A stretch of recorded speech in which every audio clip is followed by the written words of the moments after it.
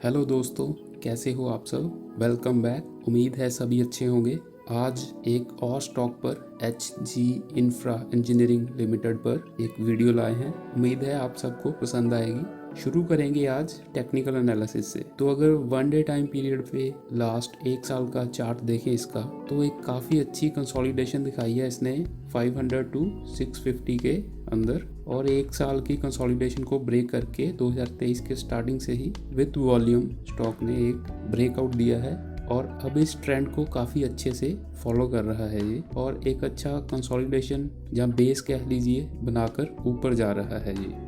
Weekly time frame पे अगर हम इसे देखें तो ब्रेकआउट तो आ चुका है, लेकिन अभी ऑल टाइम हाई के पास पहुंच चुका है ये। वहाँ पे थोड़ा कंसोलिडेशन चाहिए होगा इसको, क्योंकि एक अच्छी मूव आ चुकी है नीचे से। लास्ट टाइम ऐसे ब्रेकआउट के बाद काफ़ी अच्छी इसने रैली दिखाई थी। लास्ट टाइम 2021 में जनवरी में ऐसे ब्रेकआउट आया था। तो अभी फिर से वैसी ही कंडीशंस दिखाई दे रही हैं। लास्ट हर्डल है जो वो 800 टू 820 के बीच में है। तो इस बुलिशनेस को देखते हुए आज इसके फंडामेंटल्स और बिजनेस की बात करते हैं। तो एच जी इंफ्रा ये एक इंफ्रा इंजीनियरिंग कंपनी है जो मेनली रोड्स बनाने की और मेंटेनेंस की सर्विस प्रोवाइड करती है। छोटी कंपनी थी ये, रीजनल प्लेयर बोल सकते हैं इसको। दूसरी कंपनी के छोटे सब कंट्रैक्टर जॉब्स को कंप्लीट करते थे ये, और अब ये इतनी बड़ी हो चुकी है कि ईपीसी एंड एचएएम प्रोजेक्ट्स के लिए डायरेक्टली बिड करते हैं ये।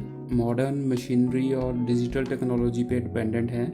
पुराने जो ट्रेडिशनल सेटअप जिसमें मैनुअली होता था काम ज़्यादा, वो पीछे छोड़ आए हैं अब ये। Last year supply chain disturb हुई है और इनपुट कॉस्ट बढ़ने पर भी इन्होंने 3600 करोड़ के प्रोजेक्ट्स को एग्जीक्यूट किया, और जब न्यू प्रोजेक्ट्स कम मिल रहे थे तब भी इन्होंने 4300 करोड़ के प्रोजेक्ट्स ग्रैब करने में सफल हुए हैं ये। कंपनी का सबसे अच्छा पॉइंट क्या है कि ये अपने प्रोजेक्ट्स हैं जो वो डिले नहीं करते हैं, टाइमली डिलीवर करते हैं प्रोजेक्ट्स को, और टाइम से पहले प्रोजेक्ट पूरा होने पे कुछ बोनस वगैरह भी इशू होते हैं। फॉर एग्जांपल इनके 2 प्रोजेक्ट्स हैं जो वो 170 डेज और 255 डेज पहले ही कंप्लीट हो चुके हैं, तो वो प्रोजेक्ट्स बोनस के लिए एलिजिबल हैं। और अगर बात करें इनके ऑनगोइंग प्रोजेक्ट्स की, स्टेट वाइज 60% जो ऑर्डर्स हैं वो गवर्नमेंट के ही होते हैं, 40% हैं जो वो प्राइवेट आते हैं, क्योंकि ज़्यादातर काम गवर्नमेंट ही करवाती है रोड्स का, तो उन्हीं के अंडर होता है ये। अगर टाइप्स ऑफ प्रोजेक्ट्स देखें तो 61% ईपीसी है एंड 39% एचएएम है।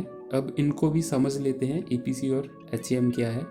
ईपीसी में क्या होता है कि गवर्नमेंट पे करती है और प्राइवेट प्लेयर रोड बनाते हैं। इसके बाद कंपनी का कोई रोल नहीं होगा इसमें, ना कोई टोल कलेक्शन का, ना कोई मेंटेनेंस का, ना कोई ओनरशिप, वो सब गवर्नमेंट को मिलेगा, उसी के अंडर होगा। दूसरा है एचएएम, ये ईपीसी प्लस बीओटी बॉट से बनता है। अब ये बॉट क्या है? Bot is build, operate and transfer. इसमें प्राइवेट प्लेयर्स को फिक्स टाइम के लिए कॉन्ट्रैक्ट मिलता है जिसमें वो रोड बनाते हैं और मेंटेनेंस करते हैं, टोल कलेक्ट करते हैं, फिर वैलिडिटी वगैरह खत्म होने पे वो सब कुछ गवर्नमेंट को थमा दिया जाता है पूरा फीस कलेक्ट करके। इसमें कंस्ट्रक्शन टाइम सारा पैसा कंपनी को खुद से अरेंज करना होता है, तो मोस्टली डेट लेते हैं वो। अगर पैसे की कमी हो जाए तो ये प्रोजेक्ट्स लटक जाते हैं, तो बॉट को प्रेफर नहीं किया जाता इतना। इसमें ईपीसी प्लस बॉट का एक हाइब्रिड मॉडल बनाया गया है, इसको एचएएम बोलते हैं।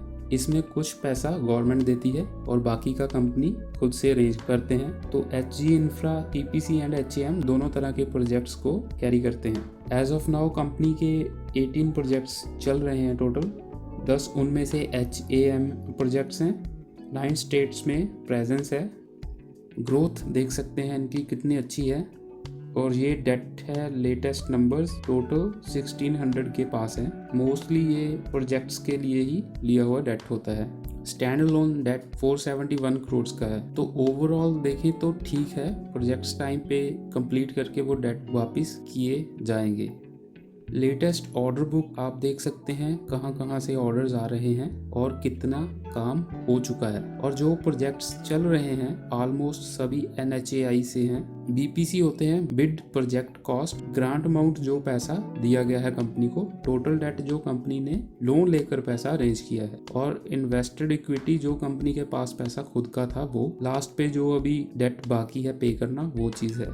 अब दिल्ली मेट्रो में इनको 4 स्टेशन और एलिवेटेड वियाडक्ट बनाने के लिए ऑर्डर मिला है। मतलब ये लोग सिर्फ सड़क बनाने तक लिमिटेड नहीं रहेंगे, अब न्यू डोर्स ओपन हो रहे हैं कंपनी के लिए, ये काफ़ी अच्छी चीज़ है। आगे अगर हम ग्रोथ की बात करते हैं तो EBITDA 29% CAGR से बढ़ा है, और पैट तो उससे भी ज़्यादा 42% CAGR से बढ़ा है अभी तक। ROE ROCE भी अच्छे हैं, सस्टेन कर रहे हैं, तो मतलब कंपनी को अभी तक काफ़ी अच्छे से हैंडल किया गया है, ये दिख रहा है इसके नंबर से। अब अगर हम टॉप 15 कंस्ट्रक्शन सेगमेंट की जो कंपनीज हैं उनको कंपेयर करें तो आप देखोगे कि HG infra reasonable PE ratio पे ट्रेड हो रहा है। बाकी के इससे ज़्यादा PE के भी हैं कंपनीज, इससे कम PE की भी हैं। इसका PE रीजनेबल है, और अगर आप ROCE देखोगे तो इससे जो बड़ी कंपनीज हैं किसी का भी ROCE इतना नहीं है। आगे प्राइस टू बुक वैल्यू देखेंगे तो वो ठीक है, 3.1 है इनका, वो कम नहीं है, सस्ता नहीं है शेयर, लेकिन महंगा भी ज़्यादा नहीं है, ठीक ठाक है वो। उसके बाद अगर ROE देखोगे तो और किसी का इतना अच्छा है ही नहीं ROE, इनका सभी से अच्छा है।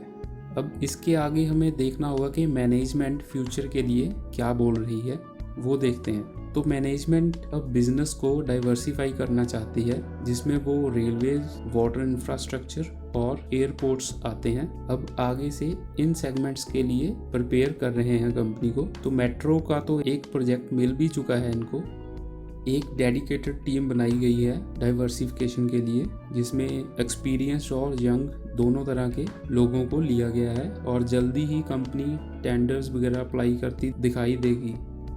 अब इस सब के लिए गवर्नमेंट की तरफ से 2.4 लाख करोड़ का बजट 2023-24 का था जो उसमें पास किया गया है। तो इस सेक्टर में टेल विंड्स हैं, आप ये कह सकते हैं, मतलब कि एक अच्छा एनवायरनमेंट है इंफ्रा कंपनीज के लिए। अगर आपको HG इंफ्रा के अलावा भी कोई कंपनी अच्छी लगे तो उसको ज़रूर स्टडी करें, क्योंकि एनवायरनमेंट अच्छा है, इनके फेवर में है, तो आपको एक अच्छा ट्रेड इनमें मिल सकता है।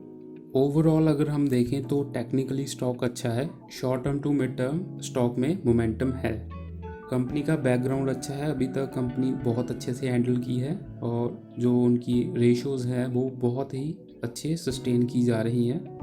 अगर वैल्यूएशन देखें तो वो भी कंपैरेटिवली अच्छा है, और जो गवर्नमेंट हमारी इस सेक्टर में काफ़ी फोकस कर रही है तो ये भी चीज़ अच्छी है। तो ओवरऑल तो सभी कुछ अच्छा है, लेकिन कुछ चीज़ें हैं जो इनको अफेक्ट कर सकती हैं, तो वो नेगेटिव पॉइंट्स भी हम ज़रूर देख लेते हैं एक बार। तो अगर हम नेगेटिव पॉइंट्स की बात करें, जो मौसम के सीजन्स हैं वो कंपनी के ऑपरेशंस को काफ़ी अफेक्ट करते हैं। दूसरी प्रॉब्लम है जो साउथ और ईस्ट इंडियन स्टेट्स हैं उनमें मार्केट अभी अंडर पेनिट्रेटेड है, तो उधर थोड़ी दिक्कतें रहेंगी। एक और पॉइंट है जो सप्लाई चेन डिसरप्शन पेंडेमिक के चलते आया था, तो उसके बाद अभी तक उसमें थोड़ा डिले चल ही रहा है। जो सबसे बड़ी दिक्कत आ सकती है कंपनी के लिए वो है कि इनको जो लैंड एक्विजिशन करनी पड़ती है पहले, उसमें बहुत बार टाइम लगता है, वो चीज़ प्रोजेक्ट्स में एक बड़ा डिले ला सकती है। ये एक बहुत बड़ा नेगेटिव पॉइंट है इस कंपनी का।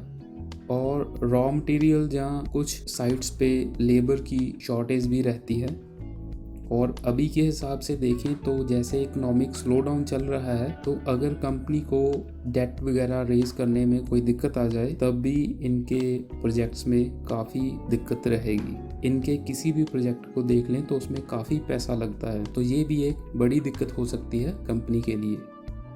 इसके अलावा अगर इनके नंबर्स वगैरह देखें तो सभी चीज़ें अच्छी हैं, लेकिन ओवरऑल फाइनल डिसीजन आपने ये पॉजिटिव और नेगेटिव पॉइंट्स को ध्यान में रखकर खुद से लेना है। देखने में सेक्टर काफ़ी अच्छा जा रहा है, अगर आप कंफर्टेबल हो तो ऐसी कंपनीज को ढूंढें, थोड़ा स्टडी करें खुद से और उनमें ज़रूर ट्रेड करें।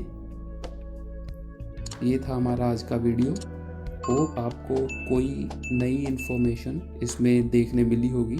तो अगर अच्छा लगे तो हमारे साथ बने रहें, हम ऐसी और भी वीडियोस लाते रहेंगे आपके लिए।